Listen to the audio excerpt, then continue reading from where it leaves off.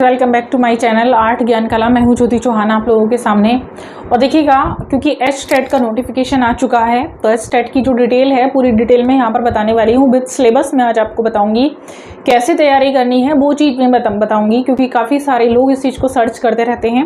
तो यहाँ पर देखिएगा, एच-टेट का नोटिफिकेशन जारी हो चुका है। फर्स्टली मैं बताना चाहूँगी, एच-टेट का बैच मेरा चल रहा है। जो भी स्टूडेंट बैच को परचेज करना चाहते हैं बहुत ही रिजनेबल प्राइस में है, वो दिए गए नंबर से मेरे कॉन्टैक्ट करके जुड़ सकते हैं। देखिएगा, यहाँ से अगर मैं बात करूँ तो एलिजिबिलिटी क्राइटेरिया जो है मेन है इसका, और एज मोस्टली जो है हरियाणा के कैंडिडेट्स जो है जानते हैं, और इसी को क्वालिफाई करने के बाद आप जो है वैकेंसी में एलिजिबल हो जाएंगे, क्योंकि हरियाणा में टीजीटी की बहुत बड़ी वैकेंसी आने वाली है और जो इसमें क्वालिफाई होंगे उनको टीजीटी की वैकेंसी में लिया जाएगा। यानी टीजीटी की जो भी न्यू भर्ती आएंगी इसमें जो एच-टेट क्वालिफाई करेंगे उनको भी लिया जाएगा। ठीक है, तो चलिए सबसे पहले हम लोग देख लेते हैं। देखिए, हरियाणा के लिए ये है लेबल दिए हुए इसमें, क्योंकि टीजीटी, पीजीटी और पीआरटी सबका लेबल दिया होता है। यहाँ पर देखिएगा, उसी चीज को हम लोग बताने जा रहे हैं यहाँ पर। तो सबसे पहले अगर आप लोग देखेंगे इसमें जो मेन चीज है ये है, इसमें देखेंगे all individuals who possess minimum educational qualification ETC as delineated in the service rules relating to the teachers of all the 3 levels available on the website। तो सारे लेवल जो है वो वेबसाइट पर एप्लीकेबल हैं, आपके एलिजिबल हैं, उसमें आप देख सकते हैं। तो इसमें देखिएगा, पहली चीज़ दी है पीआरटी के लिए, यानी प्राइमरी टीचर्स के लिए दिया है, क्लास 1 to 5 के लिए। तो इसमें मिनिमम क्वालिफिकेशन को फिल करना है। सेकंड लेवल जो दिया है, क्योंकि फर्स्ट आ गया आपका पीआरटी, सेकंड आप लोगों का आ गया टीजीटी यानी ट्रेंड ग्रेजुएट टीचर्स, आपका हो जाएगा 6 to 8th क्लास के लिए। तो सेकंड लेवल टीजीटी का हो गया, और थर्ड लेवल जो है वो आप लोगों का पीजीटी यानी पोस्ट ग्रेजुएशन के लिए हो गया।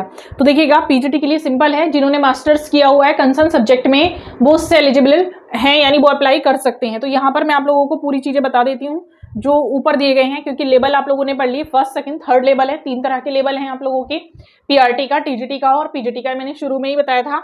अब देखिएगा, यहाँ से जो मेन है क्वालिफिकेशन, एजुकेशनल क्वालिफिकेशन है वो यहाँ पर दे रखी है कि यानी अगर हम लोग बात करें 1st to 5th तक, यानी पीआरटी की बात करें तो पीआरटी हमें चाहिए नहीं, मेन है टीजीटी। यहाँ पर ड्राइंग की जो वैकेंसी है टीजीटी और पीजीटी के लिए होती है, तो उन दोनों के लिए मैं यहाँ पर बता देती हूँ आप लोगों का। तो ये है लेवल बी, यानी टीजीटी का लेवल है। तो टीजीटी के लेवल के लिए क्या क्वालिफिकेशन है, देखिएगा यहाँ से सीधा सीधा, जैसे सोशल स्टडीज के लिए दे रखा है यहाँ पर, तो हमें चाहिए आर्ट के लिए मेनली। चलिए आर्ट का निकाल लेते हैं। ये है टीजीटी होम साइंस, और ये आ गया आपका टीजीटी आर्ट। तो टीजीटी आर्ट की जो क्वालिफिकेशन है वो आप लोगों के सामने है, आपको क्या क्या रिक्वायरमेंट होनी चाहिए।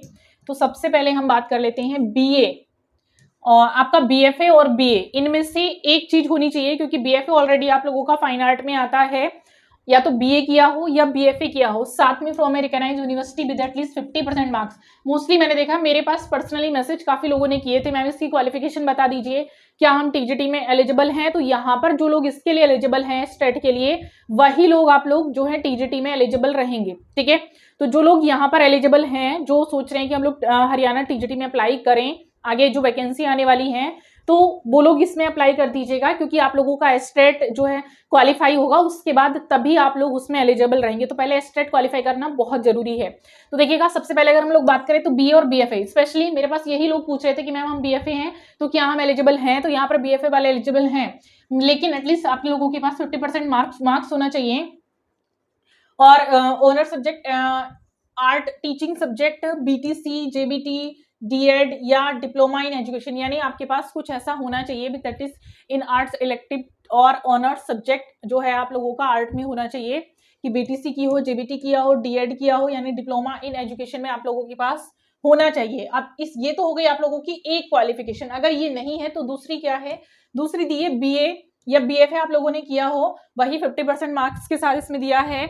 और आप लोगों का जो आ जाता है यानी बीएड, और आप लोगों ने किया हो सेम वही चीज है, स्पेशल एजुकेशन में आप लोगों ने किया हो in coordination with the national counselling of teachers education, recognised normal distance जो आप लोगों का रहता है डिप्लोमा, ये किया हो, मतलब सेम वही चीज है। यहाँ पर जैसे बीटीसी जेबीटी दिया हुआ था, क्योंकि ये होते हैं सब्जेक्ट वहां पर, और ये जो है आप लोगों का अगर ये नहीं है तो आप लोगों ने खाली बीएड किया हुआ है तो भी आपका एलिजिबल है, यानी स्पेशल एजुकेशन में किया हो या नॉर्मल आप लोगों के पास बीएड है तो भी आप लोगों का चल जाएगा। यहाँ पर सेकंड इसमें दिया हुआ है डीएलएड, क्योंकि एक डीएलएड होता है और अगर आप लोगों ने खाली इसको किया हुआ है डीएलएड, क्योंकि 12th के बाद ये हो जाता है एटलीस्ट 50% मार्क्स के साथ आर्ट सब्जेक्ट में, और इसमें सब्जेक्ट भी क्या मांगा गया है आर्ट में, क्योंकि हम लोग आर्ट की बात कर रहे हैं। 50% जो आप लोगों का मार्क्स है वो तो आपका मांगा ही गया, एटलीस्ट आपने कुछ भी किया हो 50% मार्क्स आपके होना चाहिए, ठीक है।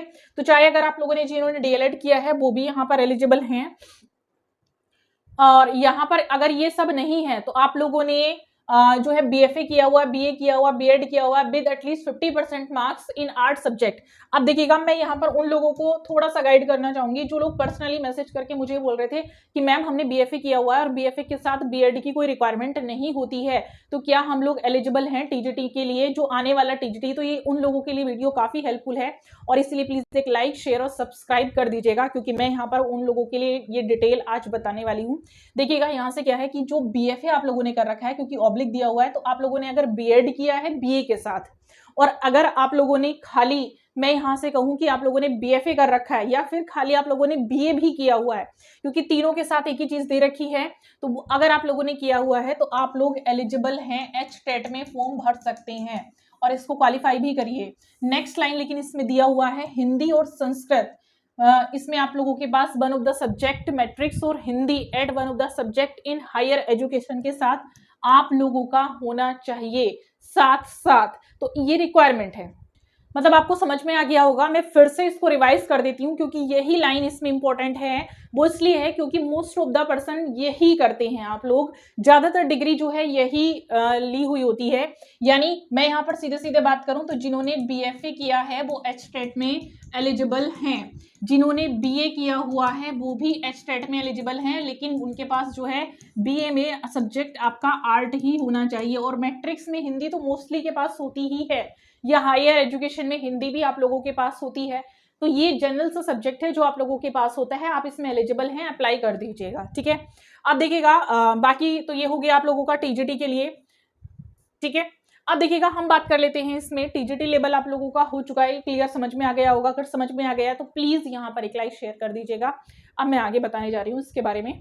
बात करने वाले हैं अब हम पीजीटी लेवल की, यानी हम बात कर रहे हैं थर्ड लेवल की। अभी हम लोगों ने बात की थी सेकंड लेवल की, अब हम बात करेंगे थर्ड लेवल की। तो थर्ड लेवल में जो सब्जेक्ट है आप लोगों का आर्ट सब्जेक्ट, तो आर्ट सब्जेक्ट म्यूजिक है, और म्यूजिक के बाद ही आप लोगों का फाइन आर्ट क्योंकि आ जाता है, ये आ जाता है आप लोगों का फाइन आर्ट। तो MA fine art with at least 50% marks, ये आप लोगों का मिनिमम क्राइटेरिया है, ये होना चाहिए आप लोगों के पास, ठीक है।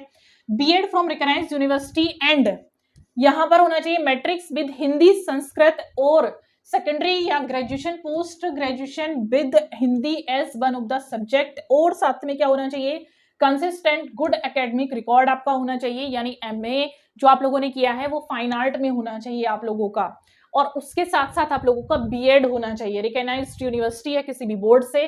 साथ साथ आप लोगों का जो पीछे मांगा गया था यानी हिंदी आप लोगों के पास होना चाहिए, और आप लोगों का जो रिकॉर्ड है वो होना चाहिए अच्छा।